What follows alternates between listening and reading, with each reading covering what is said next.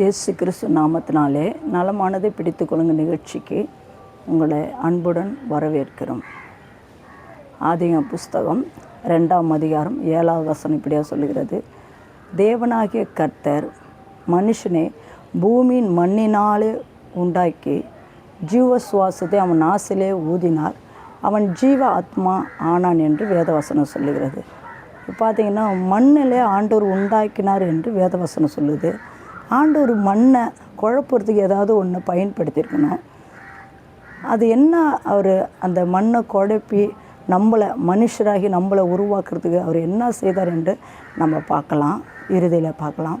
அடுத்தது பார்த்திங்கன்னா இயேசு கிறிஸ்து தேவன்கிட்டேருந்து வந்தவர், தேவனுடைய குமாரன், தேவனால் அனுப்பப்பட்டவர் நமக்காக. யூதர்கள் என்ன பண்ணுறான்னு பார்த்தீங்கன்னா இயேசு கிறிஸ்து தேவன்கிட்ட இருந்து வந்தவர் என்று நம்ப மாட்டுறாங்க. அது எப்படி நான் தேவன்கிட்ட தான் இருந்து வந்தேன் என்பதை இயேசு கிறிஸ்து ஒரு காரியத்தை செய்து வேதத்தில் என்ன செய்கிறாரு, அதை நிரூபிக்கிறாரு. அது எப்படிப்பட்ட காரியம் என்பதை நம்ம பார்க்கலாம். அதே போல் தேவன் மண்ணினாலே மனிதனை உண்டாக்கினார்.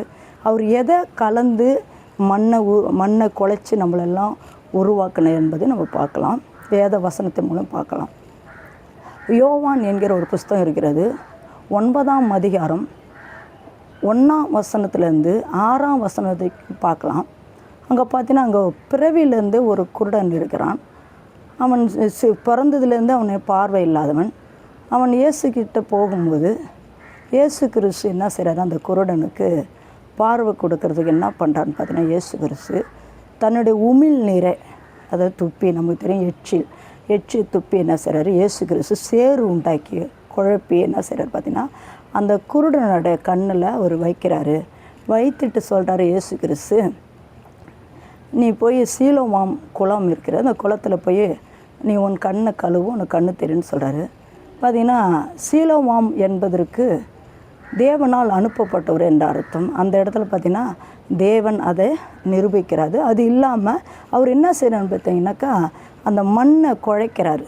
எப்படி குழைக்கிறாருன்னு பார்த்தீங்கன்னா தன்னோட எச்சை கலந்து அதை என்ன செய்கிறார், அந்த மண்ணை குழப்பி அந்த மனுஷனோட கண்ணில் வைக்கும்போது அந்த மனுஷனுக்கு கண் தெரிகிறது. அதை யூதர்கள் எல்லாம் பார்க்குறாங்க. பார்த்துட்டு இந்த பார்வை அடைஞ்சு வரான் அந்த குருடன். பார்வை அடைஞ்சு வந்த பிறகு அந்த யூதர்கள் எல்லாம் கேட்குறாங்க குருடனை பார்த்து, நீ எப்படி பார்வை அடைஞ்ச, உனக்கு எப்படி வந்துச்சு? அவன் சொல்கிறான், இயேசு என்கிற ஒருத்தர் வந்தார், எனக்கு பார்வை கொடுத்தான்னு சொல்கிறாரு. ஏன் இயேசு அதை செய்கிறாருன்னு பார்த்தீங்கன்னா ஆதியாகம புஸ்தகம் 2:7 நம்ம பார்க்குறோம். பிதாவாகிய தேவன் மண்ணினால் மனுஷன் என்ன செய்கிறாரு, உருவாக்குறத பாருங்கள், உருவாக்கி அவரோட சுவாசத்தை நம்ம கொடுக்குறாரு.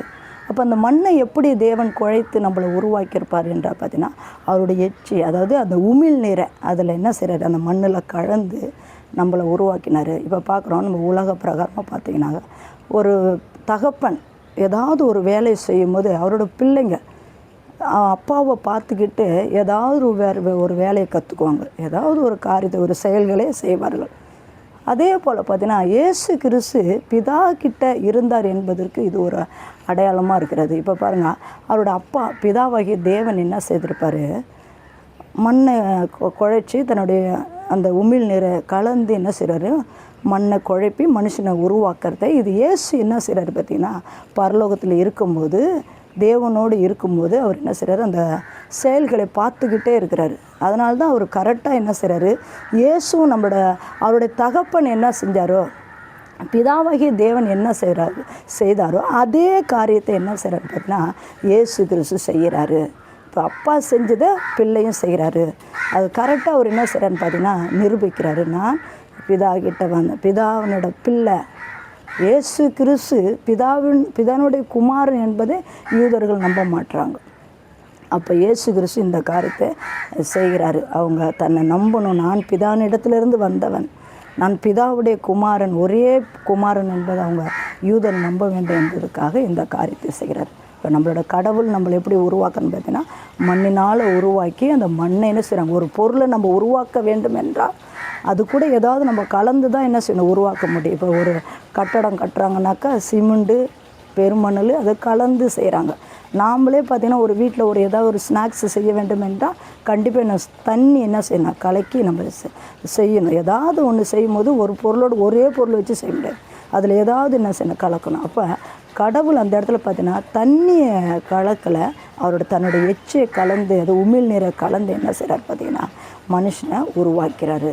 இதே இந்த மனுஷன் எப்படி நம்மளுடைய தேவனாகிய கடவுள் நம்மளை அந்த உமிழ்நீரை வச்சு கலக்கி எப்படி நம்மளை உருவாக்குனாரோ, அதே மனுஷன் என்ன பார்த்தீங்கன்னா இயேசு கிறிஸ்து பிதாவினிடத்தில் வந்து மனுஷனுக்காக பாடுபடும் போது, சிலுவையில் அறையப்படும் போது, அவரை வழிநடுக இழுத்து கொண்டு போகும்போது அவர் ஜனங்க என்ன பண்ணுறாங்க பார்த்தீங்கன்னா அவர் மேலே காரி துப்புனத்தான் வேதவசனம் சொல்லுறாங்க. வேதவசனம் பார்த்திங்கன்னா மார்க்கின் புஸ்தகம் 14ஆம் அதிகாரம் 65வது வசனத்தில் இந்த காரியம் சொல்லப்பட்டிருக்குது.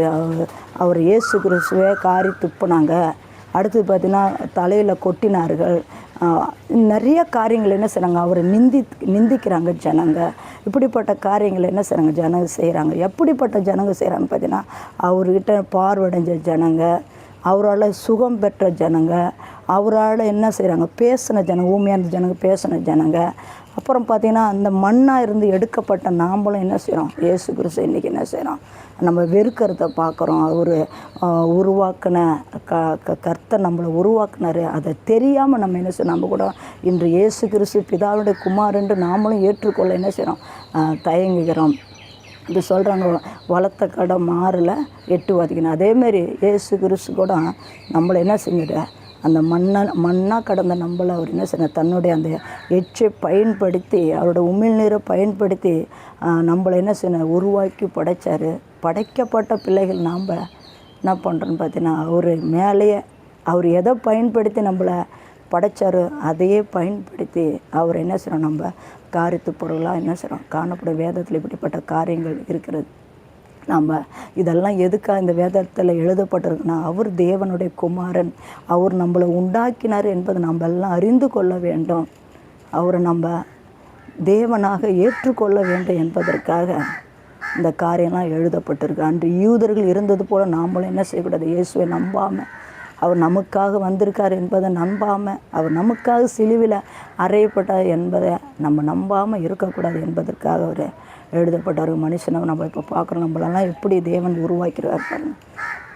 அழகாக என்ன செய்கிறார், உருவாக்கி அவரோட சுவாசத்தை நமக்கு கொடுத்தார். வேதவசனம் சொல்லுது, மனுஷன் அவர் மனுஷனுக்குள்ளே என்ன செய்கிறார், தன்னுடைய சுவாசத்தை ஊதினார், மனுஷன் என்ன ஜீவாத்மா ஆனார். அவர் மனுஷனுக்கு முதல் என்னட தன்னுடைய சுவாசத்தை ஊதினார். இன்றைக்கி பார்த்தீங்கன்னாக்கா மருத்துவர் கூட நம்ம பார்க்குறோம், ஒரு மனுஷன் ஒரு ஹார்ட் அட்டாக்கு ஏதோ ஒரு ப்ராப்ளம் வந்துருச்சுன்னா உடனே என்ன செய்கிறாங்க பார்த்தீங்கன்னா மூச்சு ஊதுறதை நம்ம பார்க்குறோம். இது எங்கேருந்து வருதுன்னு பார்த்தீங்கன்னா வேதத்தில் தான் முதல் நம்ம தேவனாகிய கர்த்தர் இந்த காரியத்தை செய்கிறார். இதெல்லாம் நம்ம அறியாமல், இயேசு யார் என்பதை அறியாமல் நம்ம என்ன செய்கிறோம், அவரை நம்ம உதாசீனப்படுத்துகிறோம், அவரை நம்ம வெறுக்கிறோம். அப்படி நம்ம இருக்கக்கூடாது. அவர் நமக்காக வந்திருக்கா, நமக்காக ரத்தம் சிந்திருக்கா, நம்மளுடைய பாடுகளை ஏற்றுக்கொண்டா, நம்மளுடைய துக்கங்களை ஏற்றுக்கொண்டா, உனக்காக எனக்காக என்ன செய்கிறார், சிலுவையில் அவர் என்ன செய்கிறாரு, சிலுவையில் அறையப்பட்டார். இந்த காரியத்தை நம்ம அவர் தேவகுமாரன் என்பதை நம்ம அந்த யூதர்கள் போல் இல்லாமல் சந்தேகப்படாமல் நம்ம இயேசு கிறிஸ்துவை நம்ம விசுவாசிக்க வேண்டும், நம்ப வேண்டும். Thanks for watching.